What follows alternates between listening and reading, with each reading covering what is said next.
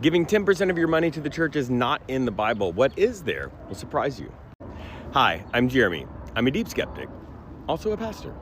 The verse that I heard all the time growing up in the more evangelical world was Malachi chapter 3, verse 10. And that says, bring the whole tithe into the storehouse. And just before that, it talks about robbing God. And so people would say that you need to take 10% of your income and you need to give it to the church. Otherwise, you are robbing God. But that's not what Malachi is talking about. Now, whenever you're reading the Bible, you always have to remember that each book is written to a specific people at a specific place at a specific time, often addressing specific issues at that place and time. And that's definitely what's happening in Malachi. Malachi isn't talking to everyone forever. He's talking to the priests in post-exilic Israel. And what the priests are doing with the tithe is awful. There are multiple tithes in the Bible. We'll get to that in just a second. But the tithe that Malachi is addressing is a tithe that was meant to provide for the poor. Those are the Levites, which didn't have any like family land or anything like that, the widows, the orphans, the foreigners. And you were supposed to take all of these tithes and provide sort of a social welfare system for all of those people in the Israelite society. The priests were taking tithes, but they weren't distributing them that way. The priests, of course, had all the stuff that they needed, but the poor were not being taken care of, which is oddly similar to the modern way tithing is often practiced in churches, but let's stick to the Bible. So like I said before, there are multiple tithes in the Bible that a family is supposed to give. The first one is called the Levitical tithe. That's the one that Malachi was talking about, and you find that in Numbers chapter 18. Then there is the festival tithe, a second 10% tithe that is meant to fund participation in the religious festivals.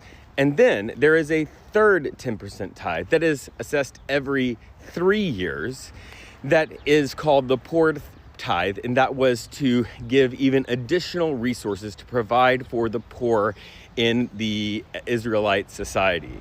So if you annualize that, that's really more like 23.5%. But I've never heard a pastor say that you should give 23.5% of your income. And part of that is because in the ancient world where this system was being set up, Israel was functioning effectively as a theocracy.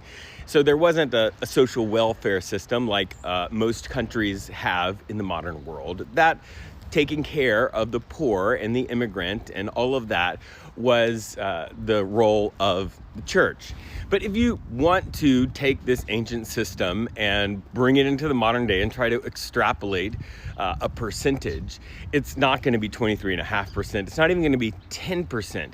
If you think about the modern churches and the kind of things that they do, it would be a fraction of 10% of that ancient system would have been going to fund those kinds of things. So telling people that they need to give 10% of their income to the church, no matter how poor they are, otherwise they are robbing God, is an awful, greedy distortion of the Bible. And in fact, it's exactly what Malachi is bringing this legal case on behalf of God against the religious leaders. Some people are going to bring up Matthew 23:23 to say that Jesus endorses the tithe, but Jesus there is saying you tithe 10% of all of these things, but you neglect what is really important to the law. It's basically Jesus saying the same thing that Malachi is saying to the Pharisees.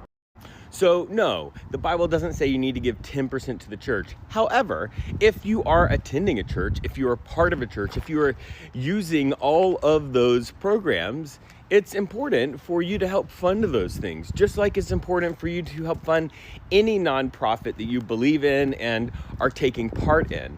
But it doesn't have to be 10%. It doesn't have to be any percent. It has to be whatever you think this is worth and whatever you can afford. And to manipulate people into feeling this religious obligation to give things that are providing food for their children and things like that, that just needs to stop.